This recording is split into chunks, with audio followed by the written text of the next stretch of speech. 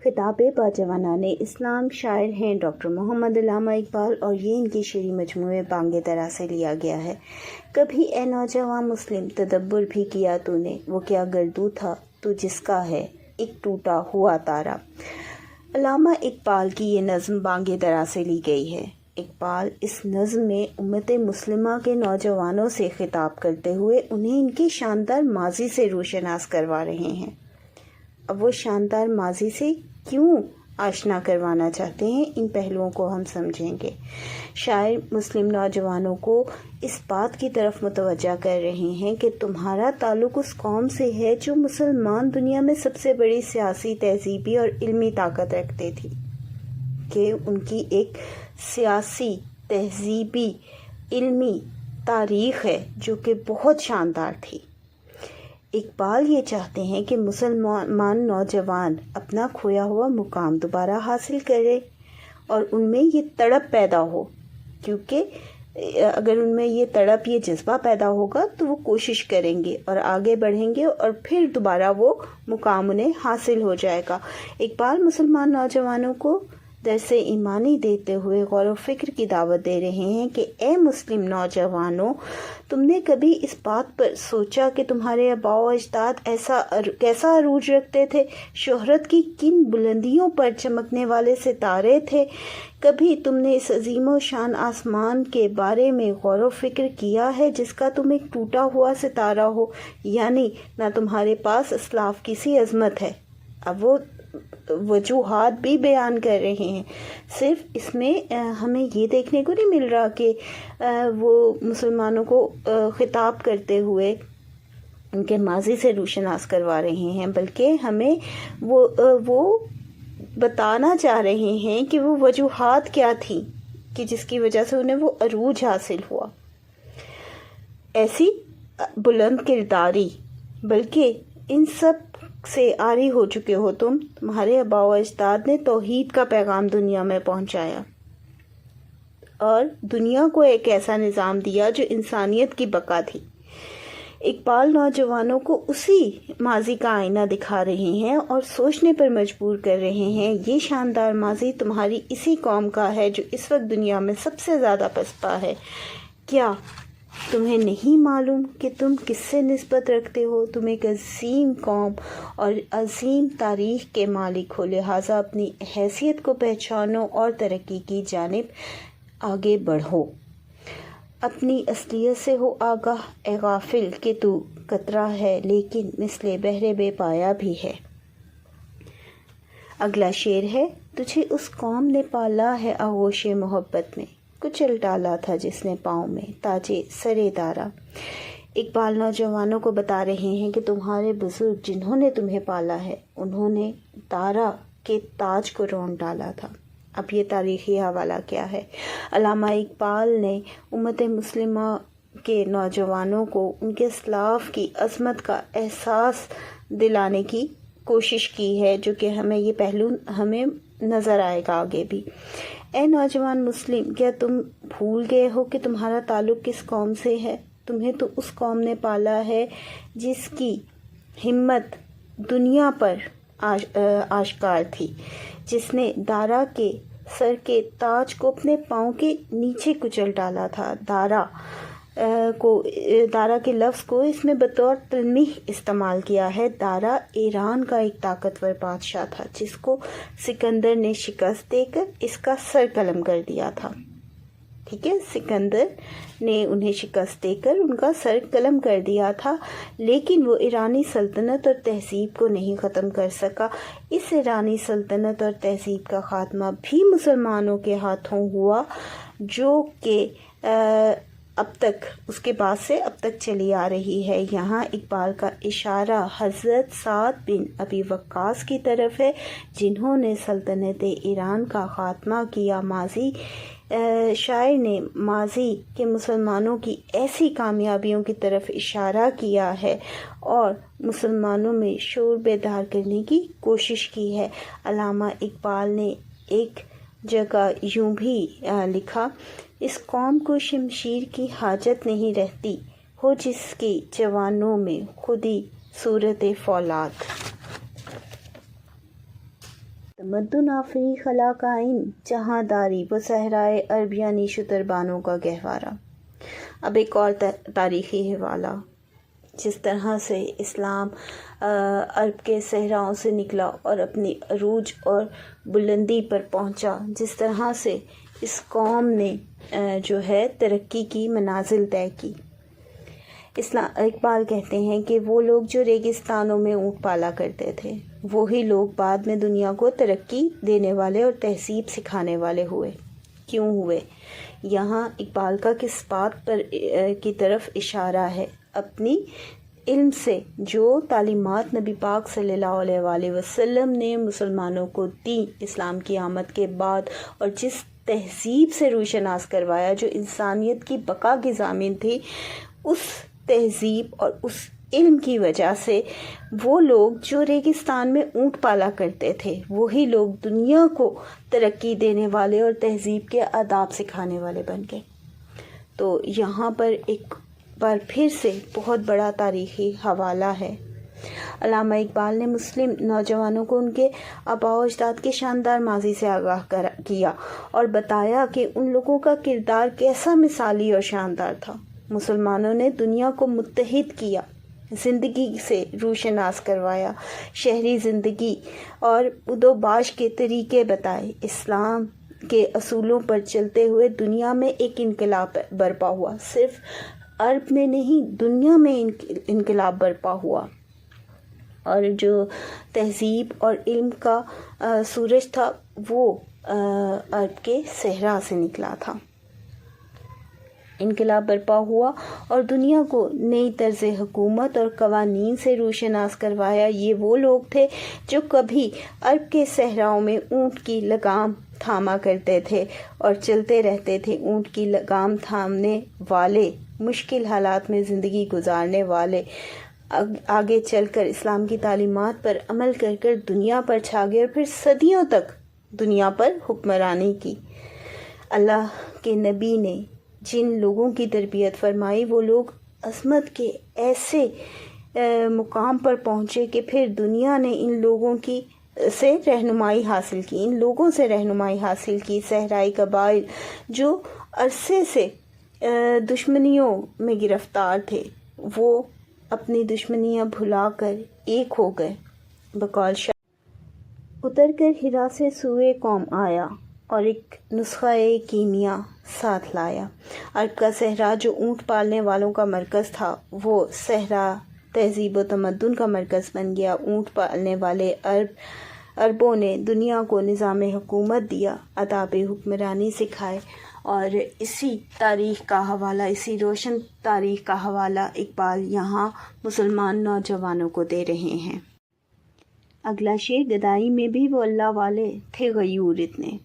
इकबाल फरमाते हैं कि तुम्हारे आबा व अजदाद इतने गैरतमंद थे कि मालदार लोग भी इतनी हिम्मत ना करते कि इनकी माली इमदाद के लिए इन तक पहुंच सकें, कि यानी उनमें इतनी गैरत थी, इतना बुलंद किरदार था उनका। इकबाल इस शेर में फरमाते हैं कि ए मुस्लिम नौजवानों, तुम्हारे असलाफ फ़कीरी और बेसर व समानी की कैफियत में भी, हालत में भी इतने खुददार व गैरतमंद थे और गैरत ईमानी से माला माल थे कि मालदार और अमीर लोगों को इस बात की जुर्रत नहीं होती थी कि वो इनको इनाम व इकराम से नवाजें या इनकी कोई मदद कर सकें।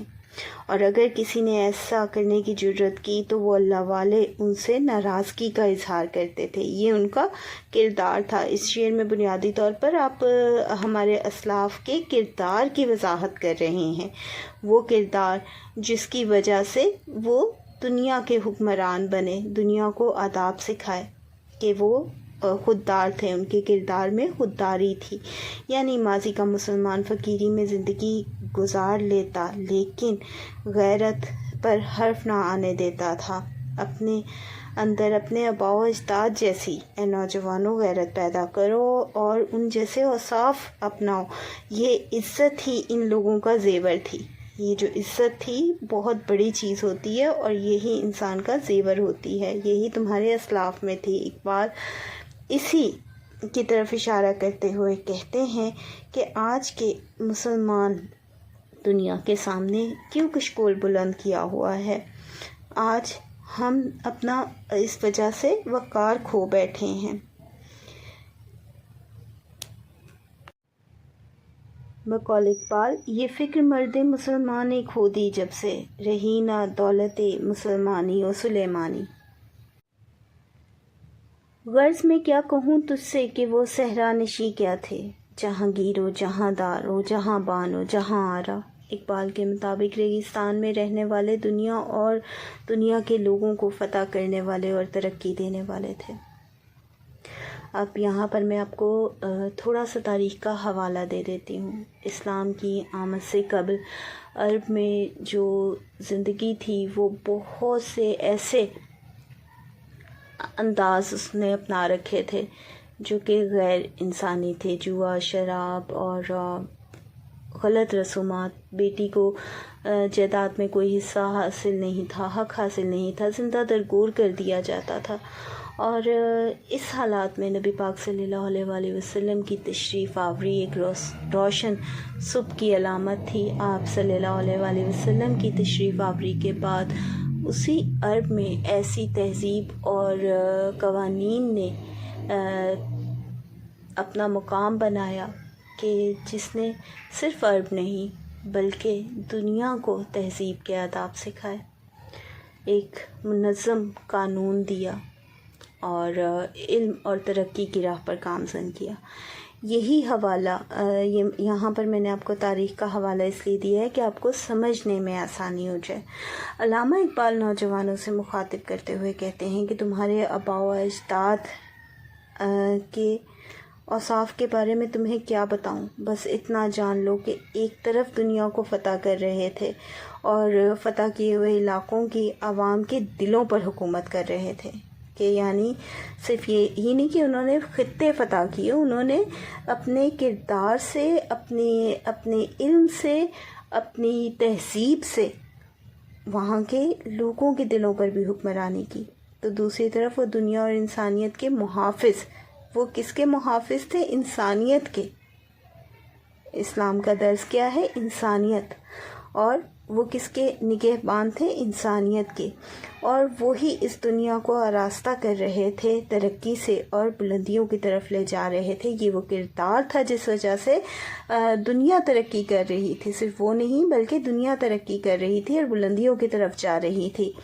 وہ صحرا میں رہنے والے لوگ، اگر ہم مسلمانوں کے عظیم ماضی پر نظر ڈالیں تو واضح طور پر نظر آتا ہے کہ مسلمان نہ صرف تاجر تھے بلکہ بزم علم کے ہر شعبے میں انہوں نے اپنا سکہ مقام حاصل ہے، معراج حاصل ہے۔ اس کا صحرا بھی جو ہے ماضی کے انہی مسلمانوں کے سر جاتا ہے۔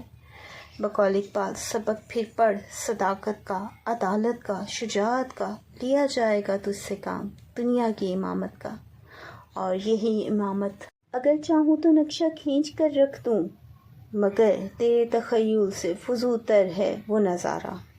اقبال فرماتے ہیں کہ مجھ میں اتنی استطاعت ہے کہ تمہارے آباء و اجداد کی شان و شوکت کو الفاظ میں بیان کر سکوں، لیکن تمہاری دماغی صلاحیت اس بارے میں اتنی مضبوط نہیں کہ تم اس مقام کو سمجھ سکو۔ شاعر امت مسلمہ کے نوجوانوں سے مخاطب ہوتے ہوئے کہتے ہیں کہ مجھے تو اللہ نے وہ چشم بصیرت عطا کی ہے، کہ میرے پاس وہ چشم بصیرت ہے کہ تمہارے اسلاف کے کارنامے مجھ پر کھل چکے ہیں۔ یعنی اقبال جانتے ہیں کہ وہ کردار کیا تھا، وہ مقام کیا تھا، اور اس کردار اور اس مقام کے ساتھ جینے میں کیا مزہ تھا۔ لیکن اور اگر میں چاہوں تو اس کردار کو، اس کارناموں کو، اس شان و شوکت کو الفاظ میں تمہارے سامنے اس کا نقشہ کھینچ کر رکھ دوں، لیکن تم میں اتنی قوت نہیں کہ تم اس مقام کو سمجھ سکو۔ مجھے اللہ نے وہ قوت اظہار دیا ہے، اس قوت کی مدد سے میں ماضی کے مسلمانوں کے کمال اور ان کے مقام کا نظارہ تمہیں دکھا سکتا ہوں، لیکن تم اسے نہیں دیکھ سکتے، کیونکہ اس کے لیے دیدہ بینا چاہیے، یعنی اس کے مشاہدے کے لیے ضروری ہے کہ چشم بصیرت ہو۔ ظاہری آنکھ سے یہ منظر نظر نہیں آتے۔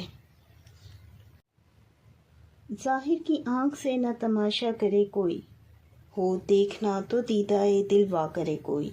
اقبال उम्मत मुस्लिमा के नौजवानों में असलाफ जैसे बनने की तड़प पैदा करने की कोशिश कर रहे हैं। इकबाल चाहते हैं कि ये तड़प पैदा हो ताकि मुसलमानों का किरदार, मुसलमान नौजवानों का किरदार इनके माजी के मुसलमानों जैसा शानदार और बावकार हो जाए और वो अपने खोए हुए मुकाम को दोबारा हासिल कर लें। अगला शेर, तुझे आबा से अपने कोई निस्बत हो नहीं सकती।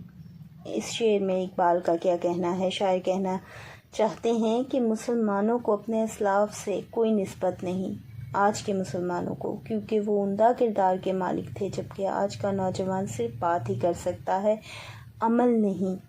इकबाल ने इस शेर में माजी के मुसलमान नौजवानों और आज के नौजवानों का मुआवजा किया है। वो कहते हैं कि नौजवान मुस्लिम, तूने गौर किया कि तुझे अपने आबा से क्या निस्बत है?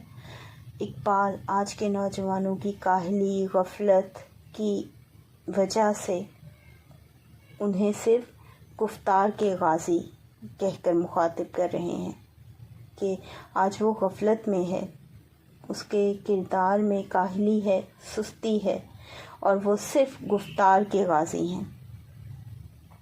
बातें करना और ख़ूबसूरत गुफ्तगू से दिलों को लुभाना तुम्हारा फ़न है, जबकि वो सरापा किरदार थे। तुम्हारे जो आबा व अजदाद थे वो तो सरापा किरदार थे, उनकी ज़िंदगी अज़मत और किरदार का नमूना थी, उनका कौल व फ़ेल एक होता। कुरान पाक में ये हुक्म गवा दी हमने जो असलाफ से मिरास पाई थी, सुरैया से ज़मीन पर आसमान ने हमको दे मारा। इस शेर में इकबाल वो वजह बता रहे हैं कि जिस वजह से आज का मुसलमान बुलंदियों से पस्ती में गिर गया। इकबाल फरमाते हैं कि हमारे आबा व अजदाद का विरसा इज़्ज़त व अज़मत थी, जिसे हमने गवा दिया।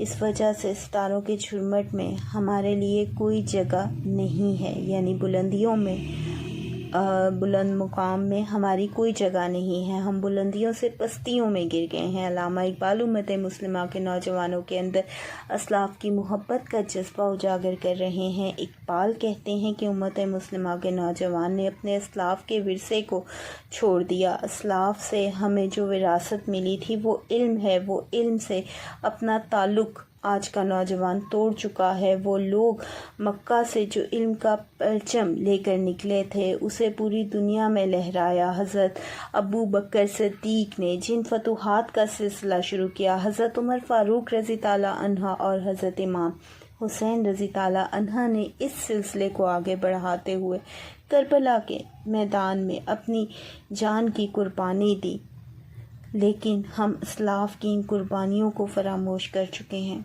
तारिक बिन ज़ियाद ने जिस जज्बा तवक्कुल और जहाज़ से सारी कश्तियाँ जला दी थीं, हम वो जज्बा आज नहीं रखते। हमारे अंदर मोहम्मद बिन कासिम और सुल्तान सलाहुद्दीन अयूबी के नक्शे कदम पर चलने की लगन बाकी नहीं रही। माज़ी के मुसलमानों के कारनामों की मिसालें तो दुनिया देती है, लेकिन आजकल की नस्लों ने कुरान और सुन्नत पर अमल करना छोड़ दिया है। इसी वजह से वो ज़िल्लत और रुसवाई उनका मुकद्दर बन गई है। तो ये ख़याल, ये तसव्वुर के उसकी वजह से हुआ क्या है और हम किस मुकाम तक पहुँच गए हैं, उसको आप बयान कर रहे हैं। वो ज़माने में मुअज़्ज़िज़ थे मुसलमान होकर, तुम ख्वार हुए तारिके कुरान होकर। अगला शेर, हुकूमत का तो क्या रोना कि वो एक आर्ज़ी शय थी, नहीं दुनिया के आईने मुस्लिम से कोई चारा। हुकूमत और बादशाही आर्ज़ी चीज़ें हैं। ये एक तस्लीम शुदा हकीकत है कि ताकत या हुकूमत कभी एक इंसान के पास नहीं रहती। अल्लामा इकबाल उम्मत मुस्लिमा के ज़वाल पर परेशानी का इजहार कर रहे हैं। इस शेर में इकबाल फरमाते हैं कि कुदरत का कानून है। यहाँ पर उनका क्या इशारा है कि वो एक कानून कुदरत को बयान कर रहे हैं कि ताकत हमेशा कभी एक फ़र्द के पास नहीं रहती। आगे इसकी वजूहात भी हम देखेंगे। एक फ़र्द के पास या एक कौम के पास नहीं रहती, ताकत का पलड़ा इधर से उधर छुपता रहता है। इसलिए मुझे इस बात का अफसोस नहीं कि मुसलमानों के पास हुकूमत नहीं रही, क्योंकि 1000 साला जो हुकूमत थी وہ چھن چکی تھی اور مسلمان اپنے ہی ملک میں جو تھے غلامی کی زندگی گزار رہے تھے. یہ اس وقت کی صورتحال تھی. کیونکہ حکومت عارضی شے ہے. اقبال کا کہنا ہے کہ حکومت عارضی شے ہے. ماضی کے اوراق گواہ ہیں کہ بڑی سے بڑی طاقتیں بھی وقت کے ہاتھوں مٹ گئی. پہلے یونانی تہذیب اور پھر روم تہذیب نے دنیا میں انقلاب برپا کیا، لیکن وقت کے ساتھ یہ تہذیبیں دم توڑ گئیں. علامہ اقبال فرماتے ہیں کہ کیسر و کسریٰ کی سلطنتوں کے زوال کے بعد مسلمانوں کو عروج ملا اور انہوں نے بھی دنیا کے وسیع خطے پر اپنا پرچم لہرایا. لیکن قدرت کا قانون ہے کہ جس نے جد و جہد کو اختیار کیا اسی کو درجہ اور مقام ملا. جس نے محنت اور جد و جہد کو چھوڑ دیا وہ وقت کی دھول میں دب گیا. علامہ اقبال اسی طرف اشارہ کرتے ہوئے کہتے ہیں، چلنے والے نکل گئے ہیں جو ٹھہرے ذرا کچل گئے ہیں. یعنی جن لوگوں نے جد و جہد اور کوشش کو اختیار کیا، تاریخ گواہ ہے کہ انہوں نے ہی ترقی کی. اور مسلمانوں کے زوال کی وجہ یہ ہے کہ انہوں نے بھی آج جد و جہد اور کوشش کو اور اپنے ماضی کے بلند کردار کو بھلا دیا ہے، اور یہ تمام وجوہات ان کے زوال کی وجہ بن رہی ہیں. اور آپ بنیادی طور پر اس کے اندر آشنا کروا رہے ہیں کہ ہم نے اپنے آباء و اجداد اور اپنی وہی تعلیم اور تہذیب کو اپنانا ہے تاکہ ہم دوبارہ سے اپنے کھوئے ہوئے مقام کو حاصل کر سکیں.